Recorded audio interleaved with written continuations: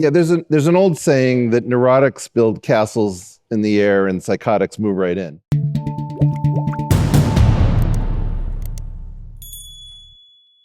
Space-time is Einstein's castle in the air. It's the map, it's not the territory. And because nobody's been able to go beyond Einstein, we have this very weird thing where we've all become psychotic. We think we're living in space-time, which we're almost certainly not.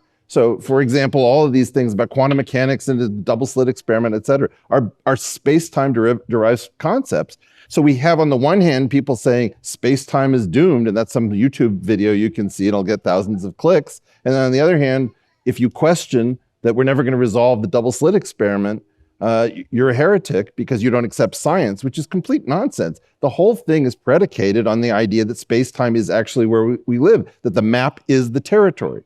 I'm not criticizing the map. It's like a Mercator projection. I'm criticizing the person who says, isn't it mind-blowing that Greenland and South America are the same size? Because they ain't, right? That's the problem. When you move in as a psychotic, you stop being a scientist. And so what I'm claiming is that, we can say the dark energy, it's a fudge factor. Yeah, well, so is the neutrino a fudge factor. It's practically dark matter.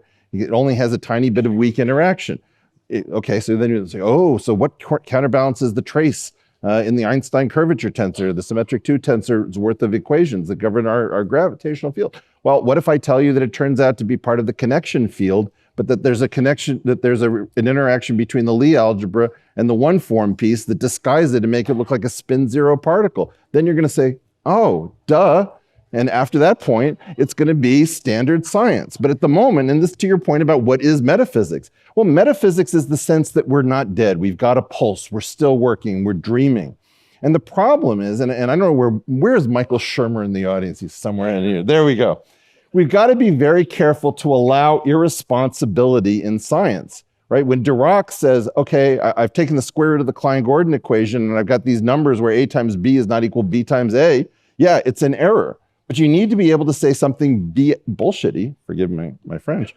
What it turned out to be was matrices, to your point about in which framework. So I need the ability to be irresponsible. You can't Neil deGrasse Tyson your way into the future. If you're trying to be responsible at all times, science is a two-front war, as my friend Dan Barquet says. They're the people who need to keep the mumbo-jumbo, the woo out of science.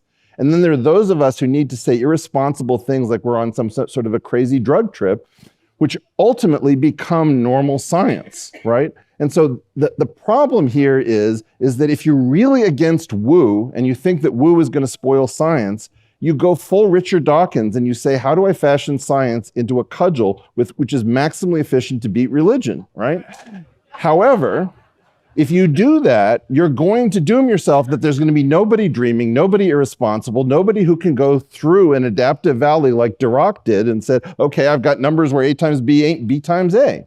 And so the real problem is that what you're calling metaphysics is pre-physics. And that's why I can't look it up and get this to make sense. But what I want us to do is to get back to the idea that we're allowed to dream, that we can do to Einstein what Einstein did to Newton. And it's not saying that Einstein was wrong. It's honoring, one of the greatest thinkers of our time by saying he's rendering an effective theory of what had previously been considered a fundamental theory, but that will eventually terminate. And what I'm here to tell you is that I believe that a short time from now, you can have a situation in which the thing closes just like land masses on Earth. And think about how silly it sounds when you have Gilligan's Island going in your head, the ship's on ground on the shore of this uncharted desert isle. With Google Earth, nobody's thinking about uncharted desert isles. You have to give the idea that certain things close its due, or this whole thing leads to madness.